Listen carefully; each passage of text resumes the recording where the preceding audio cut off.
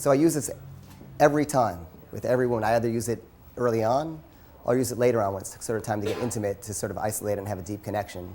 So I use this in almost every set at some point or another. So I'm just showing them a personality exercise, and it's called a cube. Have you ever heard of it before? Okay, it's really cool. Yeah, you can sit down. So the cube is it's a personality exercise basically, and there's nothing. All you have to do is I'm going to tell you to imagine some things. You just imagine them, and I'll tell you what they mean afterward. Okay. Okay, cool. So just imagine like an empty, all-white room. Okay. Cool. You can tell she's imagining, by the way, because when she thinks, her eyes go up and to the right, which is the visual part of the brain. So you can actually tell you're picturing the visual image, which is cool. So in that room, put a cube.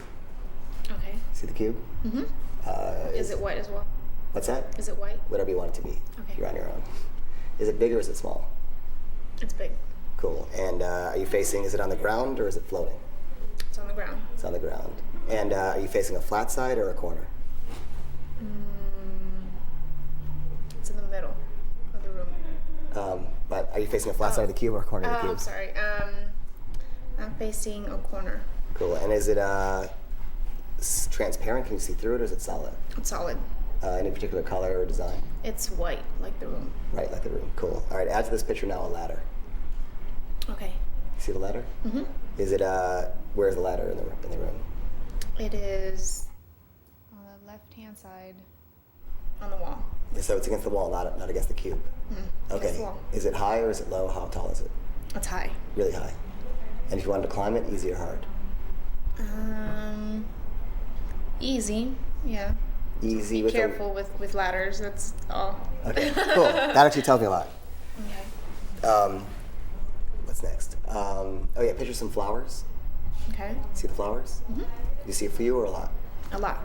Okay, cool. Where are they? They're on the cube. All right, are they all one kind, different kinds? They're all one kind. And describe them just a little bit to me. They're yellow. Okay. Long stemmed, like lilies. Okay, yellow long stem lilies. Mm-hmm. And when you see them, what's your first thought? What do they make you feel? They're pretty. Pretty. Okay. Cool. And they're different because they're not roses. Awesome. All right, that's cool. All that information actually helps. You see how screwed up you are. So add to this picture now a horse.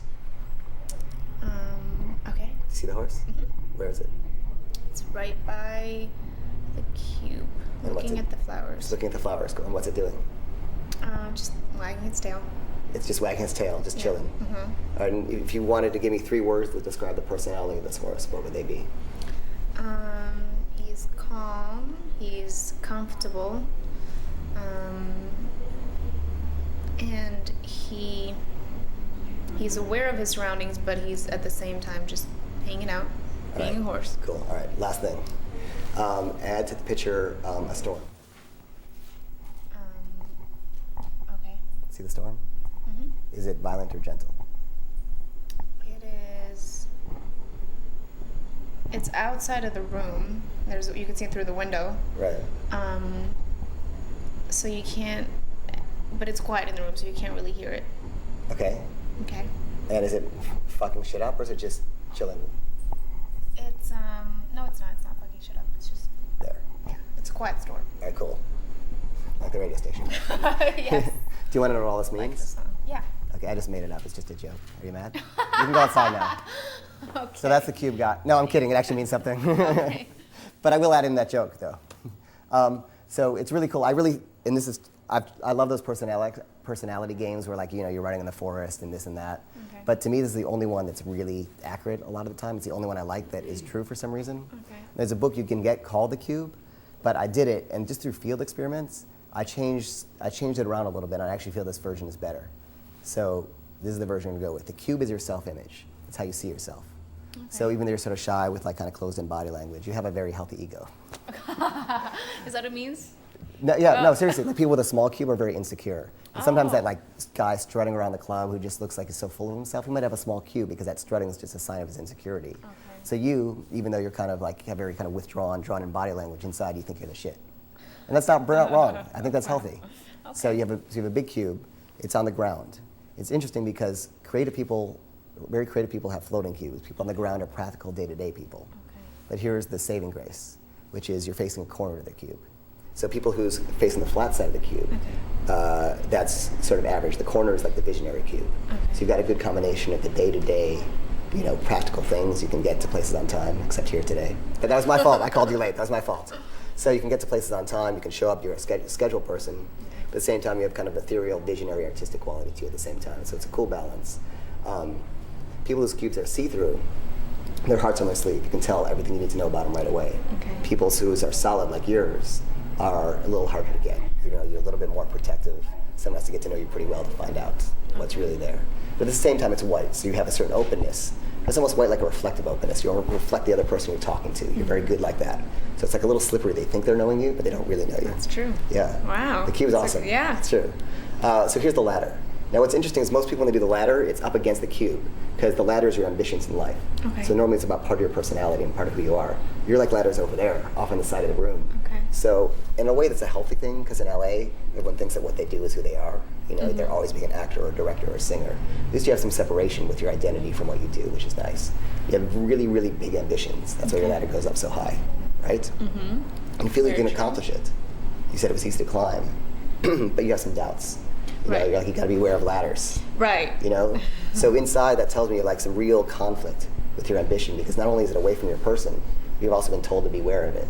So it's like you want to climb it, but you also feel like, oh, it's wrong to do because I got to be. And I'm really going off on a limb because every person's cube is different. I've never heard the same one, so this one I haven't heard before. But my interpretation would be that you've always you don't really like careers. People are always talking about their career, and that's all they want to do in life because it's kind of robbed them of their soul. Right. So you kind of you want to do it, you want to climb it, you want to go there, but you don't want to do it for egotistical reasons. You want to do it for the right reasons. It almost kind of hampers you from getting up there because it really is about your own journey. That's my sort of interpretation. Okay. What do you think of that? Does that make sense a little bit? It makes sense a little bit. The only reason that I sort of put the ladder, and I went just by a ladder, it's because I'm scared of heights a little bit. That's the only reason that I'm scared of ladders. Right, but it might be a metaphor in your life. Right, it might. So, and by the way, when you're talking and describing these things, you can see that when you're talking about something that's pretty accurate, like she'll nod like that. When you don't, she'll stop a little bit. And that's something you can watch for your responses. So there's a cold reading technique where any yes equals and, no equals but. So in other words, well, yes, you're scared of heights, but that may be a metaphor for your life. The horse. This was what's really interesting. The horse is your ideal man. Do you notice that at first, when she described the horse, the second time she called the horse a he? Which was kind of cool. Yeah, the first time you said it, the second time you said he.